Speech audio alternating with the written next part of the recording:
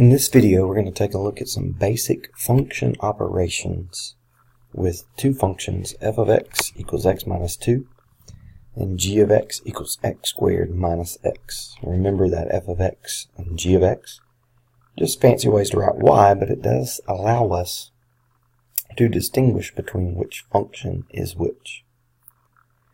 So, let's take a look first of all at f of x plus g of x. F of x plus g of x means we are taking these two functions and we are adding them together.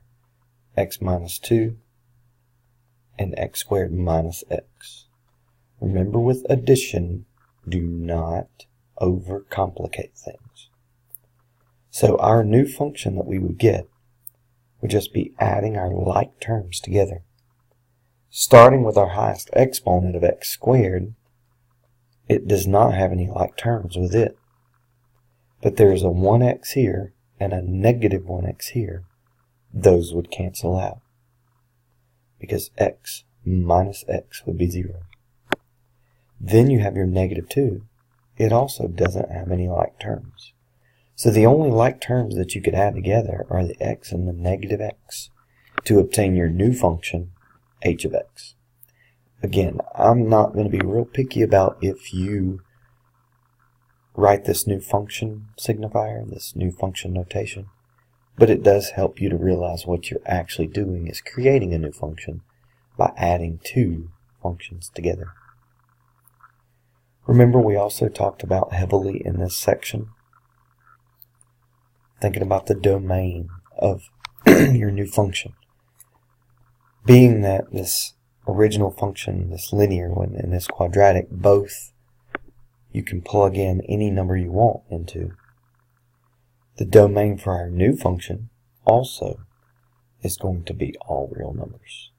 Remember, there was a little notation that I gave you that you could use, or you could write out the sentence. As long as you understand what you're doing, as long as you tell me that you know what you're doing, I'm okay with you writing out a sentence. F of x times g of x means we're going to multiply these two functions together. When we are multiplying the two functions together, we are going to distribute. So we're going to say x times x squared. That would be x cubed. X times negative x would be negative x squared. Negative 2 times x squared. Negative 2x squared. Negative 2 times negative x. Positive 2x. And you do have some like terms that you can add together there. Negative 1x squared and negative 2x squared is negative 3x squared. Your domain on this one, again, you have two polynomials that you are multiplying, and your answer is a polynomial. So you can still plug in anything you want into this function. There are no restrictions because it doesn't matter what you plug in for x. There's not going to be any weird answers, so to speak.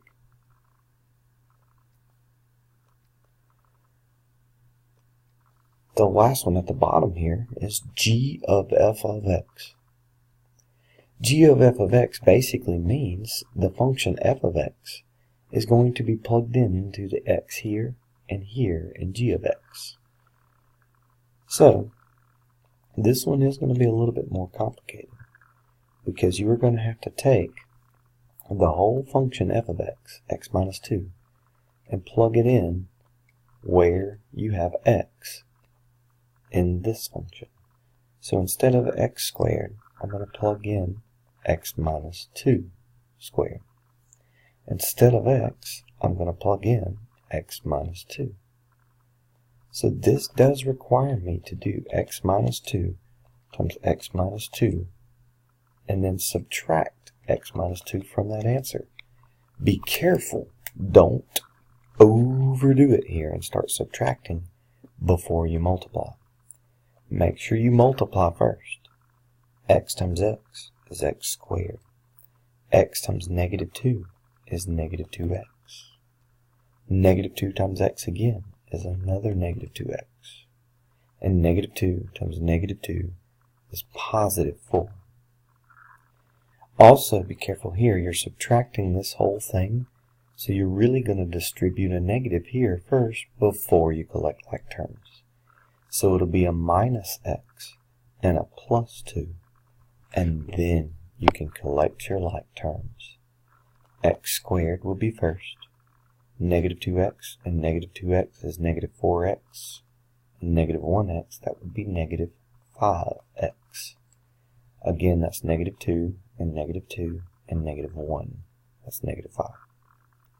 Then you have 4 and 2, which is 6. So this is my final answer for the composition of those two functions.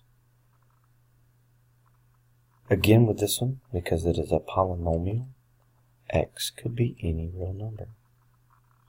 The only time you'd have to watch out on a composition is if some of your answers for y would be an issue plugging in to g of x. But since they're both polynomials, you don't have to worry about that on this one. One of the major areas where you do need to watch out for things that you can't plug in would be a fraction. So I've given you two examples here. One being f of x divided by g of x. This would be x minus 2 divided by x squared minus x. The first thing you need to make sure that you realize is that x minus 2 is one factor on the top. On the bottom, you could factor out an x, but it would still be x minus 1 left over, because x times x is x squared.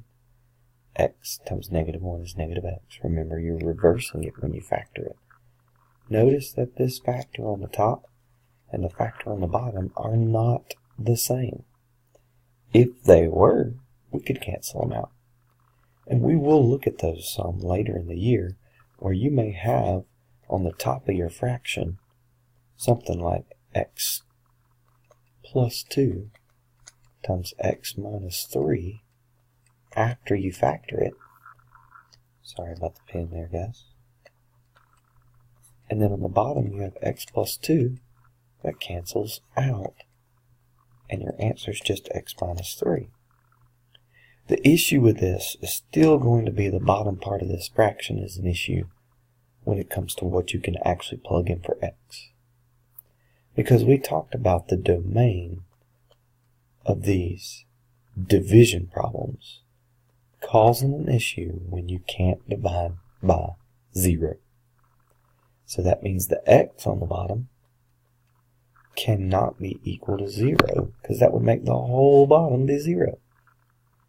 But also be careful, this x minus 1 on the bottom also cannot be equal to 0, because it would still make the whole bottom be 0. So if you add 1 over here, that tells you that x cannot be 1. So x cannot be 1 and x cannot be 0, because if you plug in 1 here, it makes the bottom 0. If you plug in 0, it makes the bottom 0. And you can't divide by 0. So when you're thinking about the domain, remember what you're looking for is things that are not possible to do. You can't divide by 0. Notice that g of x divided by f of x would be very close to the same thing, except you would switch your function around upside down. The top would still be the same factors as the bottom was on the previous problem. But notice on this one, for my domain, x minus 2 can't be 0. The top can be 0. The top can be 0, but the bottom cannot. So if you add 2, it tells you that 2 could not be one of your answers for x that you plug in to the function. So your domain is that x cannot be 2. Now again, you could write that out as a sentence for me if you would like, or you can use this little technique that I've shown you over here on the right hand side of finding when things can't be 0. We're going to look at that later in the year, like I said, even with ones that cancel out like this. The x plus 2 on the bottom still can't be equal to 0, so I can't plug in negative 2. Even into this right here, after I've canceled out the x plus 2. And that's going to cause a weird thing to happen on the graph. These are called rational functions, and we'll look at these a lot later in the year. But as of right now, you just need to understand how you can't plug in things that make the bottom of the fraction 0. I apologize for my voice kind of cracking near the end of this video. Please use these videos to help your review.